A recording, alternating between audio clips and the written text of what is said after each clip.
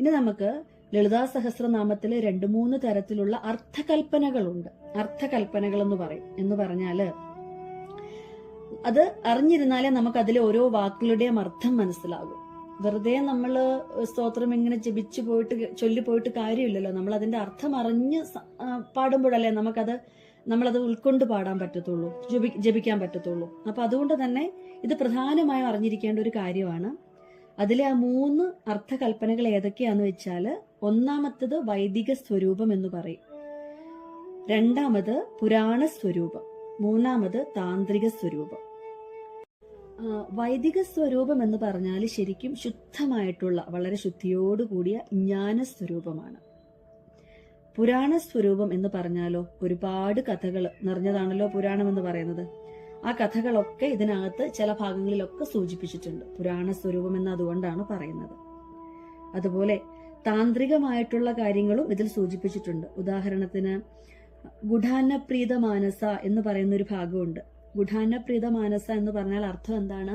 പായസം ഇഷ്ടമുള്ളവൾ എന്നാണ് അതിന്റെ അർത്ഥം. അത് ശരിക്കും പറഞ്ഞാൽ വൈദികമായിട്ടുള്ള അർത്ഥമല്ല.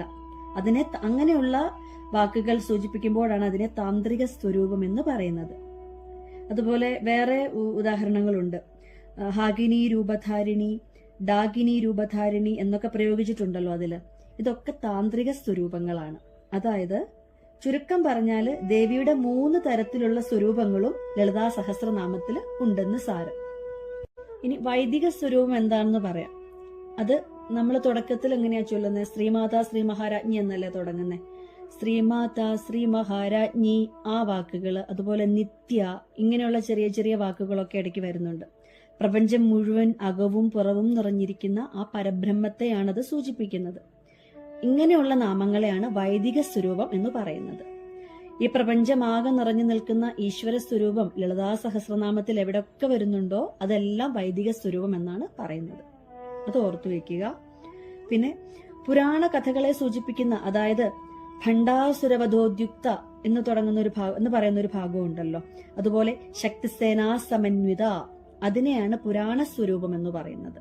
അതായത് ഈ അറിവ് നന്നായി മനസ്സിലാക്കിയതിന് ശേഷമാണ് നമ്മൾ ലളിതാ സഹസ്രനാമം തുടങ്ങുന്നതെങ്കിൽ ഓരോ പദങ്ങളും, നമ്മൾ അതിലെ ഓരോ പദങ്ങളും വായിക്കുമ്പോൾ നമുക്കത് ഏത് രൂപത്തിലുള്ളതാണെന്ന് ചെറുതായെങ്കിലും മനസ്സിലാകും. അതുകൊണ്ടാണ് ഇതൊക്കെ ഇവിടെ ഒന്ന് പറയുന്നത് കേട്ടോ. പിന്നെ ലളിതാ സഹസ്രനാമത്തിലെ 3 തരത്തിലുള്ള സ്വരൂപങ്ങളെ കുറിച്ചാണ് നമ്മൾ ഇത്ര നേരവും പറഞ്ഞത് അല്ലെ.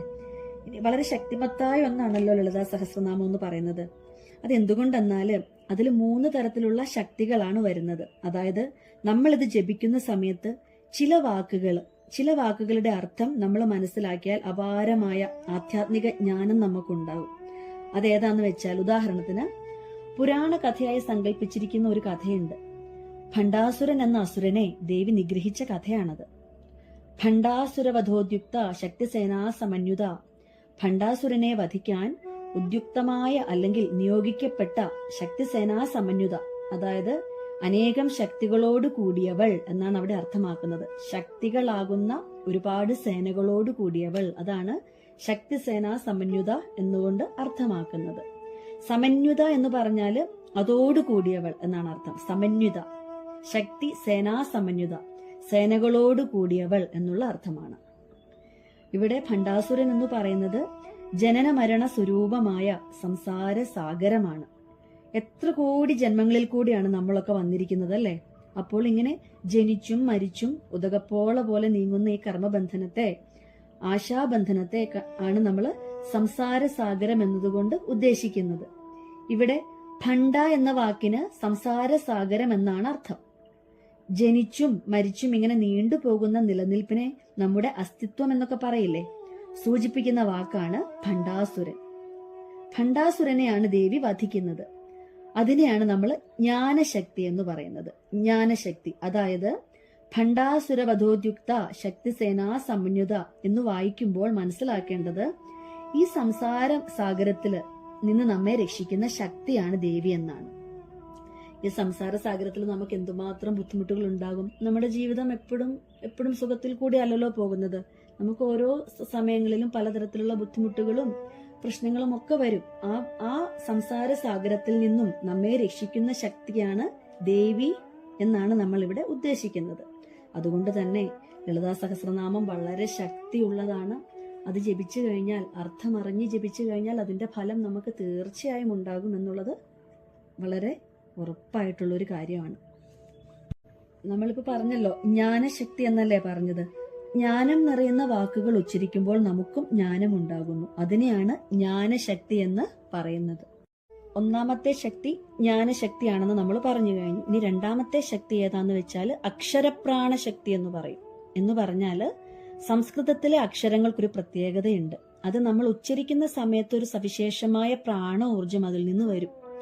ചില വാക്കുകളിൽ നിന്നും അക്ഷരങ്ങളിൽ നിന്നും കുറച്ച് വരും, എന്നാൽ ചിലതിൽ നിന്ന് വളരെ കൂടുതലായിരിക്കും ഊർജം പ്രവഹിക്കുക. ചില മഹായോഗികള് നമുക്കൊരു കാര്യം പറഞ്ഞു തരികയാണെന്നിരിക്കട്ടെ, അതിന് ബീജാക്ഷരങ്ങൾ കേട്ടിട്ടില്ലേ? ഹ്രീം, ക്ലീം ഒന്നും വേണ്ട. ചില മഹായോഗികൾ എന്തു പറഞ്ഞാലും അതിൽ നിന്ന് നല്ല പ്രാണശക്തി ഉണ്ടാകും. നിങ്ങൾ കേട്ടിട്ടുണ്ടോന്ന് അറിയില്ല, ഒരിക്കല് നാരായണ ഗുരുദേവന്റെ അടുക്കലേക്ക് വടക്ക് നിന്നുള്ള ഒരു സ്ത്രീ വന്നിട്ട് പറഞ്ഞു, അവിടെ ചാത്തനേറ് നടക്കുന്നുണ്ട്, എന്റെ വീട്ടില് ഒരുപാട് ഉപദ്രവമാണ്, ചാത്തന്മാര് വന്ന് കല്ലെറിയുന്നു എന്നൊക്കെ, ഒന്ന് നിർത്തി തരണമെന്നൊക്കെ ഗുരുദേവനോട് പറഞ്ഞു പോലും. അപ്പം ഗുരുദേവൻ എന്താ പറഞ്ഞെന്നറിയോ? നമുക്ക് ചാത്തന്മാരെ ആരെയും പരിചയമില്ല, നമ്മള് ചാത്തന്മാരെ കണ്ടിട്ടുമില്ല. ഏതായാലും നിങ്ങൾ എന്നോട് ഇത് ഇവിടെ വന്ന് പറഞ്ഞ സ്ഥിതിക്ക് ഒരു കത്ത് ഞാൻ തരാം എന്ന് പറഞ്ഞിട്ട് ഗുരുദേവൻ ഒരു കത്ത് എഴുതി കൊടുത്തു. അതിനകത്ത് എഴുതിയിരുന്ന എന്താന്ന് വെച്ചാല്, ചാത്തന്മാർ അറിയാൻ ഇനി ഈ വീട്ടിൽ എറിയാൻ പാടില്ലാത്തതാണ് എന്നാണ് എഴുതി കൊടുത്തിരുന്നത്. ഇത് വീട്ടിൽ ചെന്ന് ഉറക്ക വായിച്ചാൽ മതിയെന്ന് പറഞ്ഞത് കൊടുത്തു ഗുരുദേവന്. അവർ അത് വീട്ടിൽ ചെന്നിട്ട് ഗുരുദേവൻ പറഞ്ഞ പോലെ തന്നെ ഉറക്ക വായിക്കുകയും ചെയ്തു. അതിനുശേഷം ചാത്തനേർ ഉണ്ടായിട്ടില്ലെന്നാണ് പറയുന്നത്.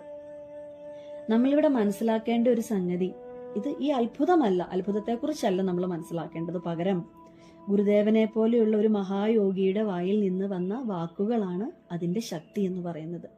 ഒരു യോഗിയുടെ വാക്കുകളുടെ ശക്തിയാണ് അവിടെ പ്രവർത്തിച്ചത്. അതിന് കൃത്യമായ ഫലമുണ്ടായി. കണ്ടില്ലേ? അതിനുശേഷം അവർക്ക് അതിന്റെ ഒരു ബുദ്ധിമുട്ടും ഉണ്ടായിട്ടില്ലെന്നാണ് പറഞ്ഞതിന്റെ സാരം.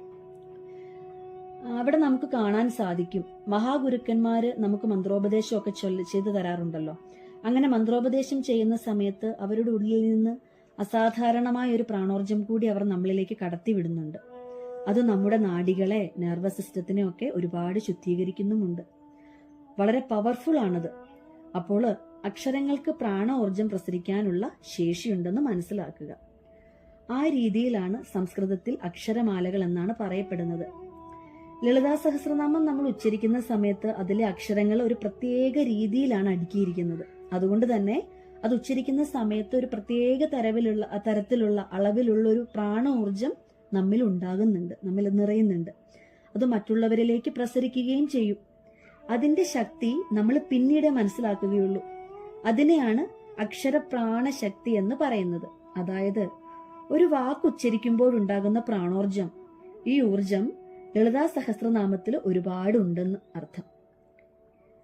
ഇനി മൂന്നാമത്തെ ശക്തിയാണ് സിദ്ധ ദർശന ശക്തി. നമ്മൾ കഴിഞ്ഞുപോയ കാലങ്ങളിൽ വലിയൊരു ഗുരുപരമ്പരയാണ് നമുക്കുള്ളത്, അല്ലെ? ഒരുപാട് ഗുരുക്കന്മാർ ഇതിനോടകം ഉണ്ടായിട്ടുമുണ്ട്. നമ്മുടെ പരമ്പരയിലൊക്കെ ഒരുപാട് ഗുരുക്കന്മാർ നമുക്ക് കിട്ടിയിട്ടുള്ളതാണ്. നമ്മുടെ ഏറ്റവും വലിയൊരു ഭാഗ്യമാണ് ശരിക്കും പറഞ്ഞാല്. ദേവീ ഭക്തന്മാരായിട്ടുള്ള ദേവിയുടെ ദർശനം കിട്ടിയേക്കുന്ന ഒരുപാട് ഗുരുക്കന്മാരുണ്ട്.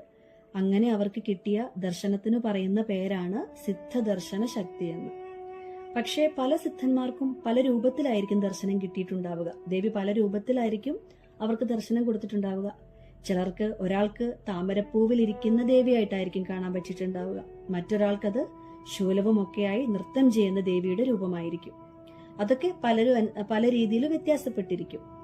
ലളിതാ സഹസ്രനാമത്തില് പല നാമങ്ങളിലൂടെ ദേവിയുടെ പല രൂപങ്ങൾ പ്രതിപാദിച്ചിട്ടുണ്ട്. ഇതിനെയാണ് സിദ്ധദർശന ശക്തി എന്ന് പറയുന്നത്. അപ്പൊ നമ്മള് 3 ശക്തികളെ കുറിച്ച് ഇപ്പൊ പറഞ്ഞു. ഒന്നാമത്തത് ജ്ഞാനശക്തി, രണ്ടാമത്തത് അക്ഷരപ്രാണശക്തി, മൂന്നാമത്തത് സിദ്ധദർശന ശക്തി. ഈ 3 എണ്ണമാണ് പ്രധാനമായിട്ടുള്ള 3 ശക്തികളായിട്ട് നമ്മൾ പറയപ്പെടുന്നത്.